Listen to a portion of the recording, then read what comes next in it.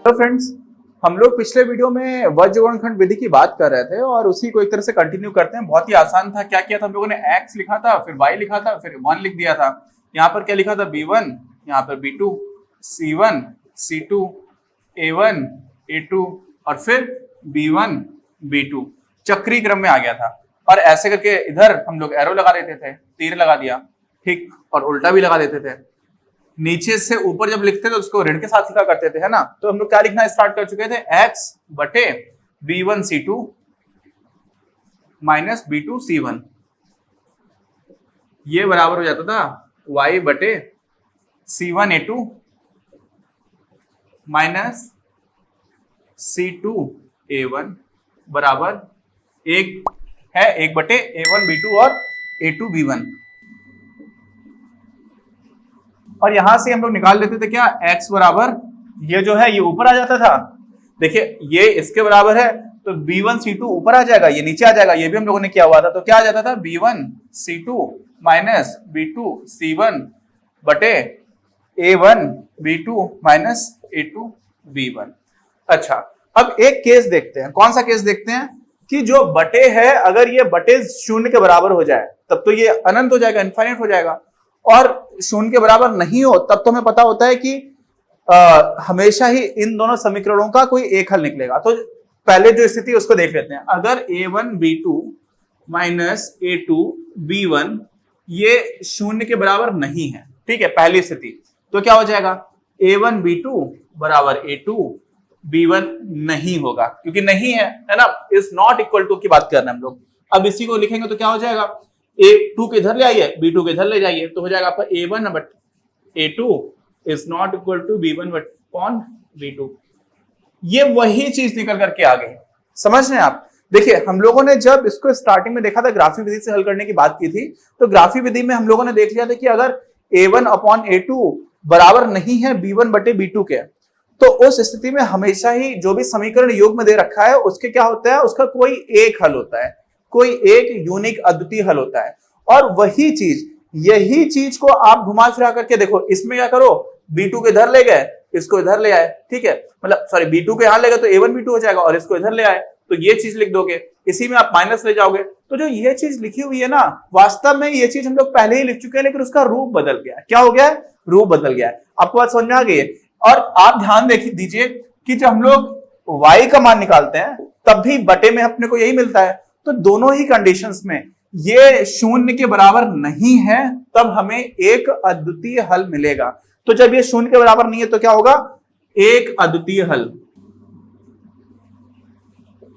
अच्छा, अब दूसरी स्थिति देख लेते हैं। दूसरी स्थिति में इसको क्या कर देते हैं, शून्य के बराबर कर देते हैं। तो शून्य के बराबर हम करेंगे तो ये क्या हो जाएगा, जो बराबर नहीं है वो बराबर का चिन्ह बन जाएगा।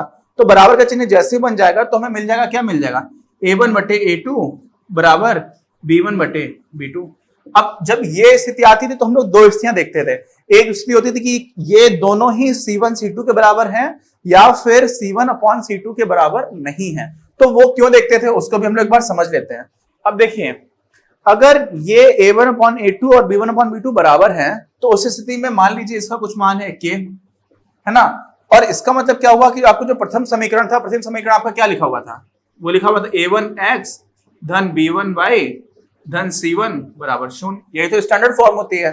दूसरे समीकरण की क्या होती है, a2x धन b2y धन c2, ये बराबर 0। अब देखिए पहले वाले समीकरण में आपको a1 अपॉन a2 अगर k के बराबर मिल रहा है तो यहां से a1 क्या मिल जाएगा, k टाइम्स a2, और ऐसे ही b1 क्या मिल जाएगा आपको, k टाइम्स b2।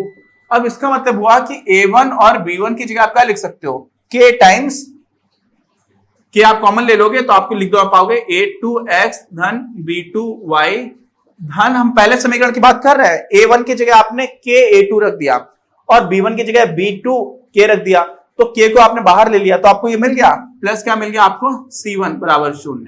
ये आपका पहला समीकरण है और ये दूसरा समीकरण है। अब इन दोनों समीकरण युग्मों का हल आपको कब मिल पाएगा, तब मिल पाएगा जब ये जो c1 लिखा हुआ है ना, ये भी यहां से भी आपको k कॉमन मिल जाए और c2 मिल जाए। इसका मतलब c1 की जगह अगर c1 जो है वो k टाइम्स c2 के बराबर हो जाए, इसका मतलब c1 बटे c2 जो है वो क्या हो जाए, k के बराबर।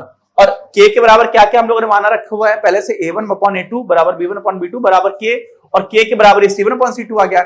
इसका मतलब वास्तव में हमें वही चीज मिल गई जो हम लोगों ने पहले से देखी थी। तो सिर्फ अलग अलग रूप में आपको मिलेगी तो वही चीज, गणित में आप घूम फिर करके आएंगे उसी जगह पर अगर आप सही से हल कर रहे हैं।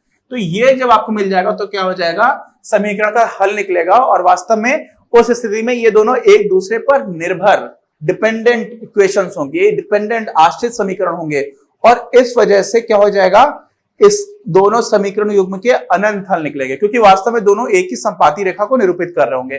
तो ये हम लोगों ने, आप समझ लीजिए कि जो a1/a2 is not equal to b1/b2 था, वही चीज लिखी हुई है जब हम लोग यहां पर बटे की बात करते हैं। तो ये बहुत महत्वपूर्ण है ना। कई बार अपने को डायरेक्टली दिख नहीं रहा होता है, एक बार आप कर लोगे तो आपको दिखना स्टार्ट हो जाएगा। अच्छा, तो अब इसी में आगे कुछ और उदाहरण है, उनको करते हैं। अब देखिए, एक उदाहरण दे रखा है जिसमें हमें ये दो समीकरण दे रखे हैं और बोला गया है कि p 4x plus py plus 8 यानी कि 4x धन py धन 8 बराबर 0 एक समीकरण है, और इसमें p का ऐसा मान निकालना है कि इन दोनों समीकरण युग्मों का क्या हो, कोई एक अद्वितीय हल हो। तो एक तो हमें पहले से ही पता है, हम लोगों ने पहले से पढ़ा हुआ है, क्या पढ़ा हुआ है कि अगर a1/a2 b1/b2 के बराबर हो या ना हो, बराबर ना हो, तो इस दोनों समीकरण युग्म का क्या होता है, कोई एक अद्वितीय हल मिलता है। तो कर देते हैं आराम से।